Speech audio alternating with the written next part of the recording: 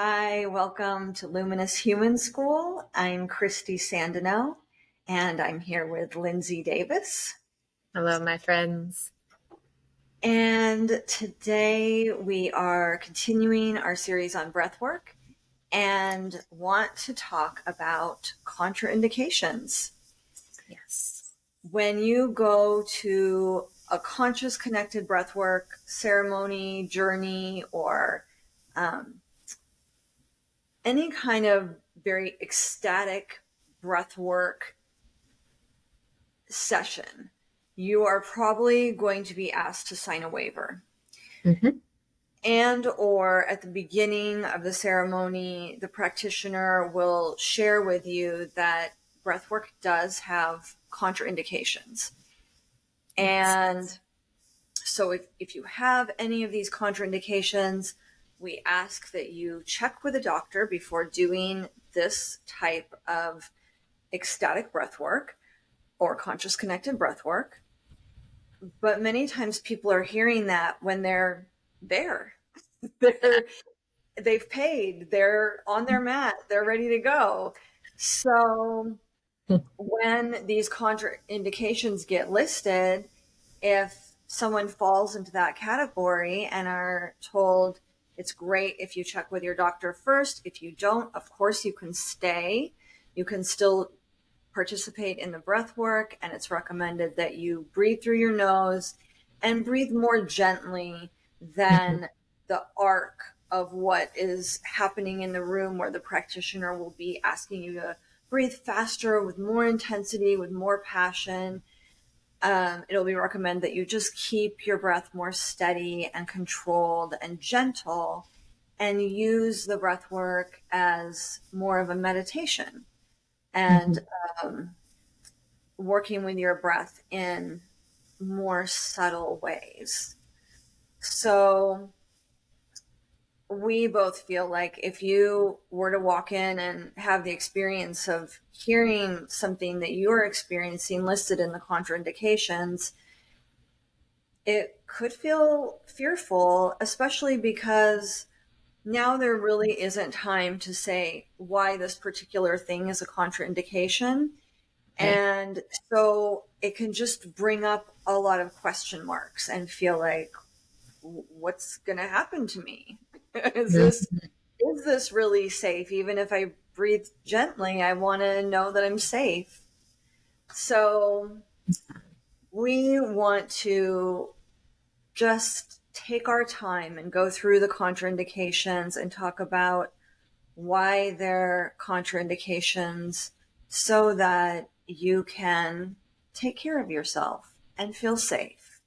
Exactly. And that's really what it's all about is these contraindications are here, and they're said for a reason. And it really is for the safety of the participants because, we want people to come and enjoy the session and, get what they need from it. But, we want to make sure that everybody is safe. And if there are certain medical or emotional things going on for someone, that they know how to manage that within their breath work, or manage their breath in a way that feels grounded, feels safe, and they feel like, oh, I can still enjoy this experience, right? Like that's still, we want people to enjoy it. And for both Christy and I, that safety piece is super important. It's something that we talk about a lot, and we always want people to come into our space and feel like they can be their authentic self, and that they can express as they need to, and that there's they can just be there, and that they feel like, oh, okay, I can relax. I don't have to worry, like set all of that aside. So um yeah, so there's a list that you will typically hear of contraindications, and those are things, they can include things like cardiovascular issues like hypertension and heart disease, respiratory problems like asthma, and we'll go into these as well a little bit more deeply, but also things like bipolar disorder or psychiatric conditions, if you're on any heavy medications, If you're pregnant, if you have epilepsy or glaucoma or detached retina, if you've had any, recent surgeries or you're still healing from something, we want to make sure everyone's feeling safe. Sometimes you can kind of like bang your arms around and, want to make sure people are feeling okay in their breath work.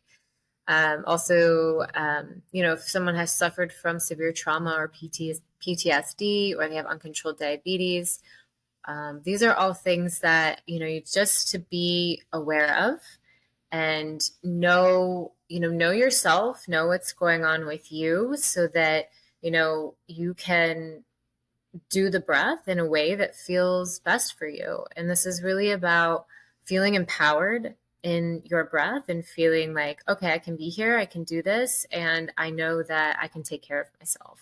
That's huge. Yes. So I would add that any list that we share with you or that any other practitioner shares with you is not meant to be exhaustive. So Yeah. if the blanket statement is that if you are currently having any major health challenges, like whether they be physical, like, broken bone or an illness or a mental illness, and you are working with a practitioner and or taking medication, then it's recommended that you just check with your healing team and make sure that this is really in your highest good and something that will be healthy and helpful for you. But we also want to just share with you why these things Yes. are listed, so you have a little bit clearer idea of why it's showing up on the list and what's happening in your body during breath work that could be the contraindication. Yeah. So to start with, I would say that when you're doing a intense breathwork session, there is a certain amount of physical strain that happens. Mm-hmm. So you're breathing really hard, and as you get into a breath work, it's very easy to start breathing kind of harder and harder. And so your breath patterns change, the balance of oxygen and carbon dioxide in your body change, and it can just put a big strain on your body. Mm-hmm. So sometimes people liken breath work to something similar to hyperventilation. And while there are reasons why it's different, there are similarities. So there can be dizziness, lightheadedness, numbness, tingling in the body. So if you do have cardiovascular issues or respiratory problems or epilepsy, that can be a problem to shift the body chemistry that way. With epilepsy, this type of breath work can lower the threshold for seizures. Mm-hmm. So that's kind of a blanket overview of why breath work can be a contraindication because of that physical strain. Yes, exactly. And then, of course, there's, with breath work, we can sometimes go into these altered states of consciousness. We're shifting our brainwave states, and the faster that we're breathing and the more intense that we're breathing, we can, start to kind of blur the lines of reality and sort of like dreamy states. And, for some people that can, feel a little like jarring at first, especially if they're new to breath work. And, it can also be really blissful for a lot of people. And some people are just ready, like, oh my gosh, what is this? This is great. But for other people, it could potentially feel really disorienting. So, it can feel a little like, wait, what's happening? What is this like shift that's happening? Like, am I losing this sense of control? And so we always want people to feel super comfortable. And I always tell people in my breathworks as well that you are in total control. And if at any point in time you're feeling like this is too much, whether it's like a physical sensation or an emotional or anything that's going on, you can always shift how you're breathing. You can slow the breath down, you can open your eyes and look around, you can focus on an extended exhale, and all of these different things will start to shift. And that's what's so beautiful, about this breath work, is it gives us that opportunity to go in and kind of see what's in the subconscious, see what's in these sort of altered states, or within, intuition that might be coming to us, or messages that might be coming to us. But, if we're not ready for that, then that's okay. We can just shift it. We are working with the breath, and it's such a beautiful gift that we have to play with in this way. And then we get to go, okay, I'm good. I'm gonna slow it down now. Yeah. Yeah. So I guess in that same vein of what can happen emotionally is Mm-hmm. that breathwork is kind of known for um, a great way to heal trauma. Yeah. But a lot of the ways that we're healing trauma is by bringing it up so that it can be re-experienced in a safe space. Those emotions that whenever we had an experience where we went into emotional overwhelm and couldn't feel all of that at the same time, Mm-hmm. anything that we couldn't process or that wasn't safe to process in that moment really gets stored and held in the body until it is. And so the beauty of a breathwork session is that you're going into a safe container where trauma can arise, but in a really safe, controlled environment. Yes. But many times there's trauma that someone isn't aware is going to arise, or maybe isn't even aware that it's something that's still deeply affecting them or living in their body. And when Mm-hmm. that comes up in a breathwork session, it can be very intense. And so, one of the contraindications is just to make sure that if you know or suspect that you have trauma, that you're working with a trauma informed facilitator, first of all, and someone who's able to hold space for you when things arise.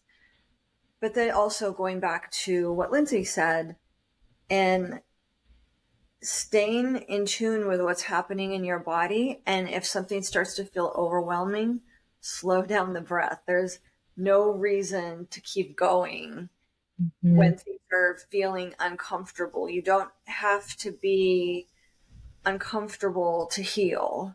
You can heal gently. So know that you're allowed to give yourself that. And even if people around you are screaming, or, some breathworks have people have very big experiences where they're rolling around or making different sounds, and it can almost be almost like a pressure of like, oh, should I be having a bigger experience? Maybe I should be pushing Mm. harder. And there's just no need for that. Like if that works for someone, that's wonderful. And I would just say, just if that's you, like, and you know how to care for yourself in a big experience, have a big experience. But if you are working with more delicate things that are arising to be healed, let yourself go at a nice, gentle pace. There's no reason to push yourself into a big, overwhelming emotional experience, because that isn't necessarily a healing experience. Right. I feel like, Yeah. you and I talk about this a lot, and just kind of exploring, what that looks like. And I think there's a lot out there right now in marketing that shows a lot of those big experiences to kind of catch your eye and be like, all right, this is how you can heal. Come to my, breath work. And, yeah, like you were saying, like there are people that, have those experiences and like, wow, I needed that huge release. Like I finally had these emotions come up that I've been pushing down my whole life. And it's like, wow, great, amazing.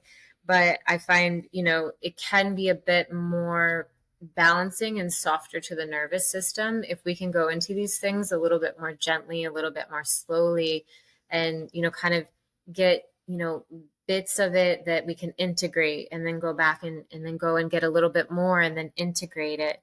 And because really when we have these experiences and we're doing something like breath work, it's not the big experience itself. It's like, how are you beginning to integrate that into your life and move forward from that? Because it could just be this big emotional thing that happens for you, and then nothing changes and you go back to life as you know it. And we really want, this for many people, it's like going into breath work for that healing aspect is to integrate, is to change, is to grow and to shift into like the next level for themselves.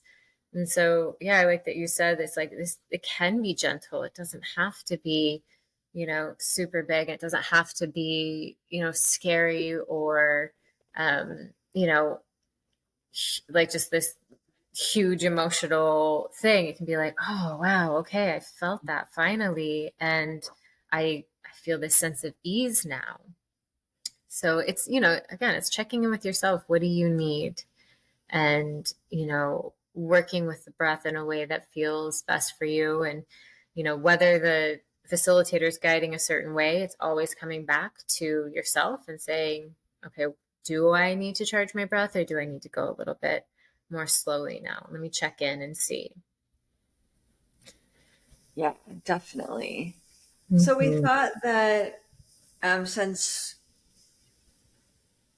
we're focusing on contraindications, we would just go through a little bit more specifically each contraindication that are some of the more commonly listed ones, and just give a little synopsis of why that one would be a contraindication so that it takes the mystery out of it and doesn't feel like, but why? What's going to happen?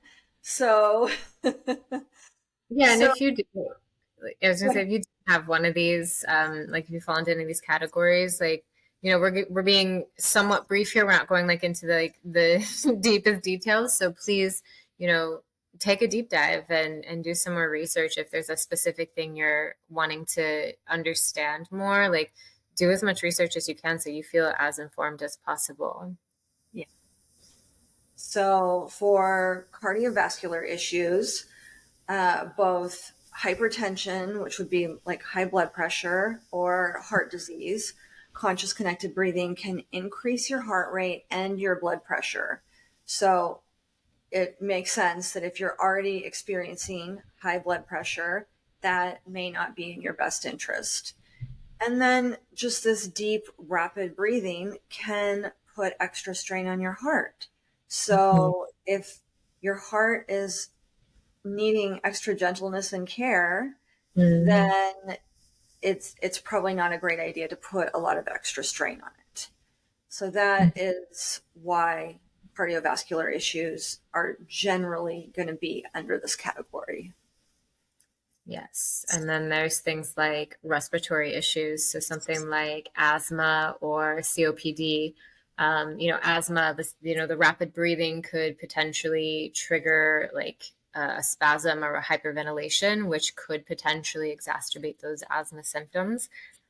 So some people, if they do experience asthma, they might actually have their inhaler with them, just as that extra feeling of safety.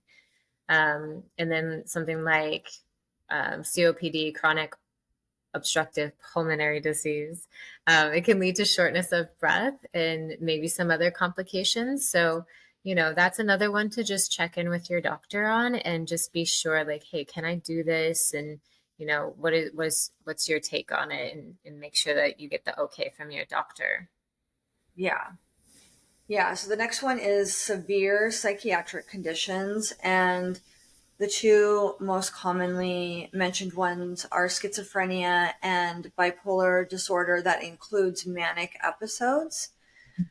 So, conscious connected breathing can induce altered states of consciousness, of course, but just why a lot of us love it so much, because it opens our intuition and opens us to ways of thinking that we're not having access to in our normal day-to-day states of consciousness. But for someone with schizophrenia, that could really worsen symptoms or trigger episodes. Mm-hmm. And the same with bipolar. For someone who goes into manic episodes, the intense emotional releases of breath work can trigger or worsen manic episodes. Yes. Yeah, and so also if anyone has like suffers with epilepsy, the high the the rapid breathing that we do with conscious connected breath, it can lower the seizure threshold, which could potentially trigger a seizure. So that's another one to check in on, as well as any recent surgeries, or if you have any serious physical injuries. Christy mentioned there's a lot that can happen. We are putting a physical strain on the body, and so there's a potential that could interfere with the healing process or potentially exacerbate pain and discomfort that you might have. So it's just something to be aware of. Yeah, and I think that would be the same reasons for pregnancy, is because of the potential strain on the body. Of course, Lamaze is breath work for pregnancy. So it's not meant to make you afraid to do any kind of breath work when you're pregnant, because our breath is such a gift, and we can use breath work as a way to connect with the child also Yeah. during pregnancy. So, breath work during pregnancy can be a beautiful gift and connection point to work in. And just know your body and know your pregnancy. If it's a delicate pregnancy or if you're in the beginning stages of pregnancy, I think that most doctors probably wouldn't recommend doing really intense physical work or like breath work that mimics heavy physical strain. Mm-hmm. So that's one that, you know, go easy. And I've never been pregnant, but what I've heard about pregnancy is it's a time of very deep connection and listening to the body. So you have like a superpower of connecting in at this time in your life. And so really lean on that in connection with having conversations with your doctor about what's best for you. Yeah, I love that. What a special way to connect in with this being inside of you, just being that connected to your body and the life that's growing. Yeah. Yeah. So another one is if you have a detached retina or glaucoma, the breath can increase, or like the increased pressure from the breathing can potentially exacerbate those conditions and could potentially lead to um, vision loss or other complications. And another one is aneurysms, brain or aortic, which the increase in blood pressure from the conscious connected breath can increase the risk of rupture, which could definitely be life threatening. So that's one to, again, just be mindful of. Yeah. Again, under physical strain would be the osteoporosis. If it's severe, just being Mm-hmm. mindful of the fragility of the bone strength, um, and knowing what your limits are as far as putting strain on your body. So, some people tend to start to move around a lot when they're doing breath work. And so you don't want to put yourself around other people that would be unsafe, or also just knowing your limits of how you would move consciously or unconsciously and what feels safe for you. And then uncontrolled diabetes, just knowing that intense breath work can affect blood sugar levels. So if it's not controlled, again, just refrain from doing heavy breath work that does shift the chemistry of your body. Unless you've talked to your doctor and they're like, it's definitely fine for you in your situation. So Yeah. that's one, again, that you can manage by you can go into a breath work and have a beautiful breath work experience, being more gentle, breathing through the nose, and being in the energy of the group or the experience if it's a one-on-one. Yeah, definitely. I mean, sometimes that's like just the power of the space that you're in and giving yourself the time to be there is like enough for a transformation. You know, we've talked before about sometimes I'll start and I'll take like 3 conscious connected breaths and I'm already feeling emotions that were there that are ready to like just been waiting for me to feel. So, sometimes it's just sitting down and taking that pause and being like, oh yeah, I could feel things here now. I have this awareness within myself.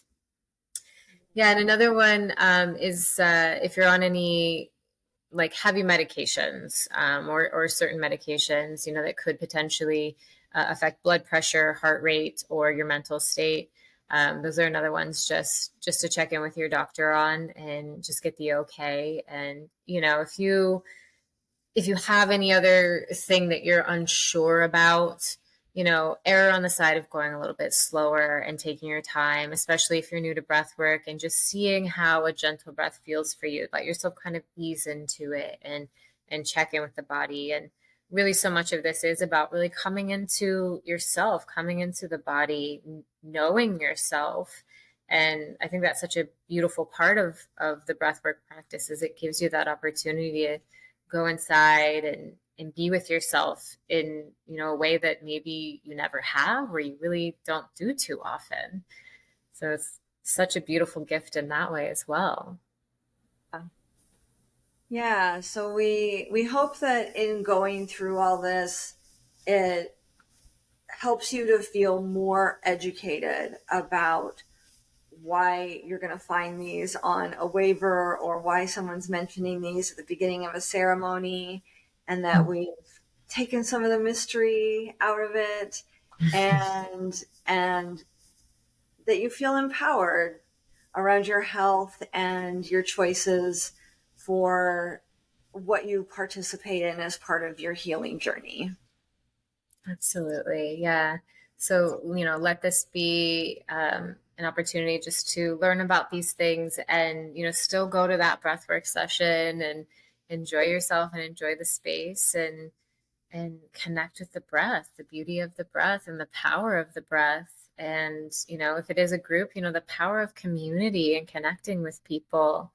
It's such a beautiful gift. So yeah, we hope that you found this helpful and that you enjoyed this episode. Of course, if you have any questions, please reach out to us on Instagram at Luminous Human School, and we are so happy to connect with you and answer any questions you may have.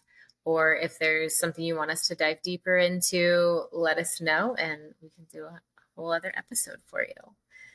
So, as always, we appreciate you being here with us, and we love you so much.